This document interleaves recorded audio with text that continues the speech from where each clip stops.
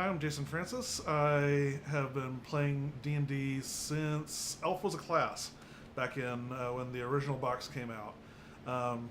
It's been a thing I've been doing for pretty much most of my teen and adult life. I've enjoyed it a lot. Played all kinds of characters, all kinds of ideas. Like I say, every edition so far. I'm Cody Allen. I'm an entertainment technician, and I've played a whopping 2 hours of D&D. One campaign that we never finished. My entertainment tends to go more towards like video game stuff like that. I really want to get into following podcasts, but I find I don't have lots of time to just sit and listen. There's a whole lot of baby chasing going on. But I want to pick up Critical Role as my first one because I've heard a lot of good things about that. Now, as for LARPing or cosplaying, want to get into it, don't have the time. All of my cosplaying comes from stage work on a theater. I was a dancer in college and realized it's a lot easier to get a job behind the scene than actually on a stage. For me, for cosplay, my one official cosplay, I went to Dragon Con last year and used some of my armor and modified to be a samurai Joker and walked around there for that. It seemed pretty straightforward. I hadn't really done much in the way of auditioning for anything before, so I was just kind of going off the cuff for me, just however things fell. It was interesting to just take up little scenarios to play through with people I'd never sat down at a table with before. So it was a pretty good time. It was really interesting because every audition I've ever been to, it's me finding the audition, getting prepared, going to it, auditioning, and then getting told no. So it was weird to actually be contacted by the director and say, hey, we have some friends of yours who are doing this. Are you interested? And I was like, well, sure, let's go. We'll see what happens. So it was very weird to be on that end instead of walking into a room that I've never seen and going, oh, this is my heart and soul for an audition, to be said, we're interested in having you. I was nervous at the time because, kind of a big deal. But I was also like, where's the air conditioning?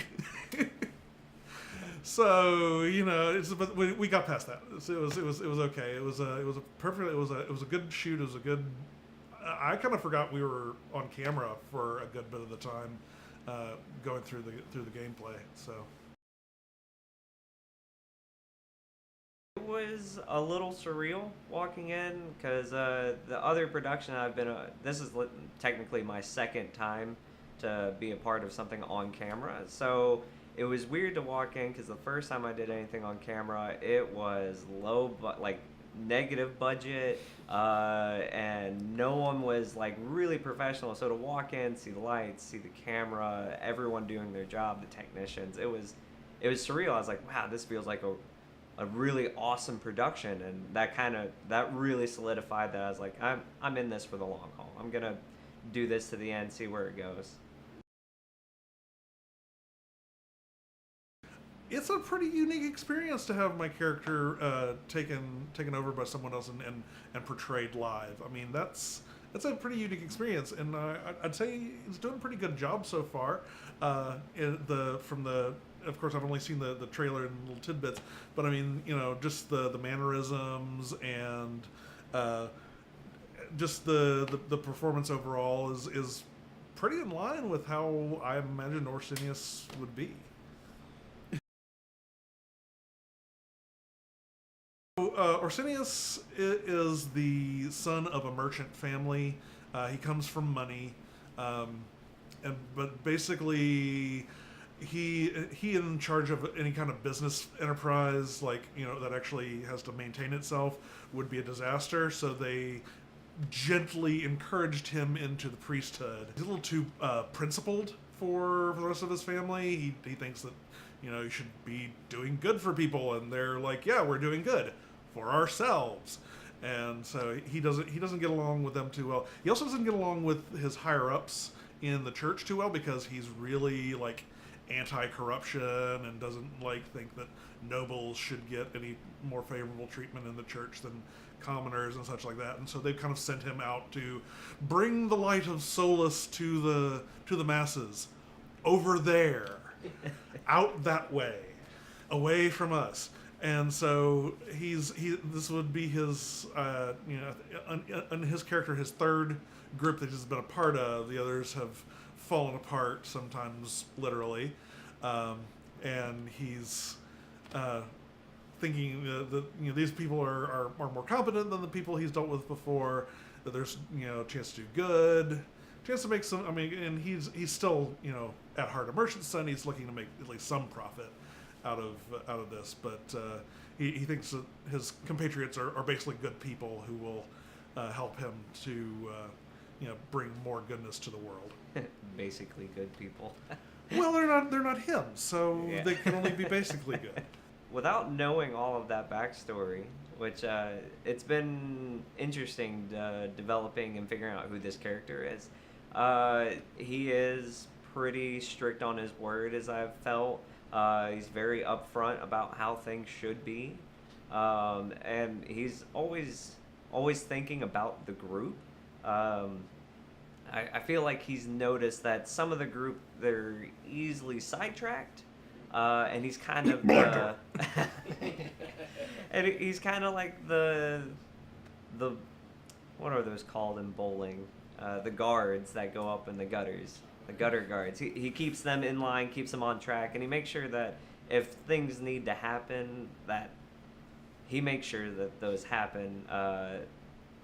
The few times that we've talked online about it, I find it funny that he told me Orsinius likes to think of himself as the leader, but maybe not necessarily the rest of the group believes that, but he definitely... Pretty much no one does. Well, for me, principled, pragmatic, vain. Yeah, I could see that. I would have to describe him as righteous, focused, and vigilant.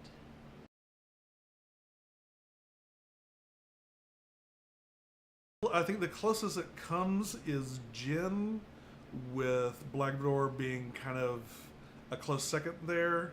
He doesn't really connect with the elves very well. It just, for whatever reason. So. Yeah, I'd have to say the same. Jin is almost like the lost child.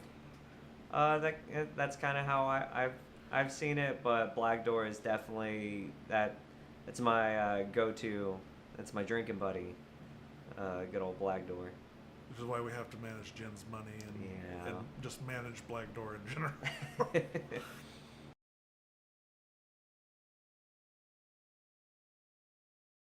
It is really, I'm used to having to play other characters. That's how acting is. I get to pretend to be someone else. What's definitely weird is the lip syncing. To hear, because everyone's voice has different inflections on it, so I actually get to hear his intention of the line, and so that's what's interesting. It's kind of taking away, lifting a weight off my shoulders on, trying to think what is the motivation, where is it lying, but to hear, in any question, I know it's a real question. Because of the upward inflection that Jason put onto the lines. So it's a really cool thing. And from what I've seen, you do a very good job of replicating the facial expression to go along with it that's appropriate to how the conversation's supposed to go. Yeah. So it works out pretty well. At first, it was weird as hell. It's one of those... that's me, but that's not me. What? But and it's I've had friends who've also seen the trailer, like it's so weird to hear your voice coming out of that guy's mouth. It's like, dude, think about it for me. So it's an interesting process, but it's it's being well done. So it's not like I'm like, oh my god, that's my voice coming out of, oh, what the hell. No, it's much better than I could ever expect.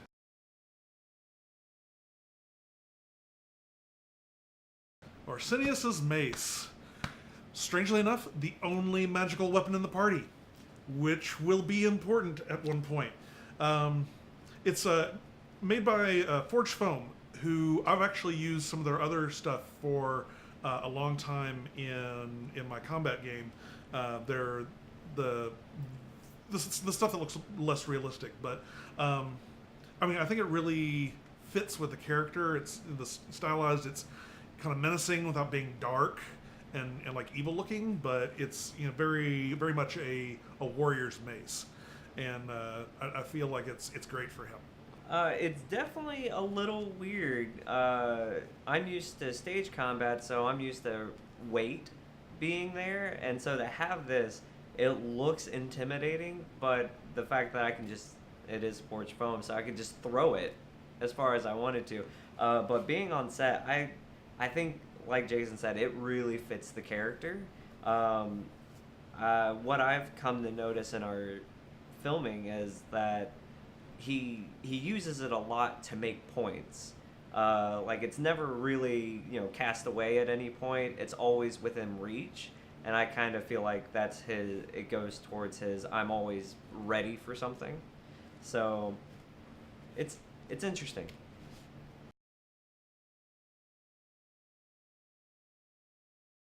I am super excited to see the end result and to go on further with this project, because I think it has tons of potential. I think it's going to be a lot of fun to be involved in. And I know that there are a lot of people that I've told about it, that I've shared this with, that are equally excited. One of my friends is continually going, when's it coming out? When's it coming out? You gotta let me know. And I'm like, dude, you're not going to hear me shut up about it when it comes out. Just hold your horses. But it's obviously, from what's already been released, there's interest, and for good reason. And I think it's gonna be a great time. Yeah, I would have to say I'm also very excited. I think this is way more potential than anything I've ever dealt in, and it's interesting to be part of something original. Like, I've gotten used to, like, the big trend right now with movies is reboots and remakes, and I'm like, I want something fresh, and seeing as I've yet to find anything like what we're doing, it's going to be a fun ride.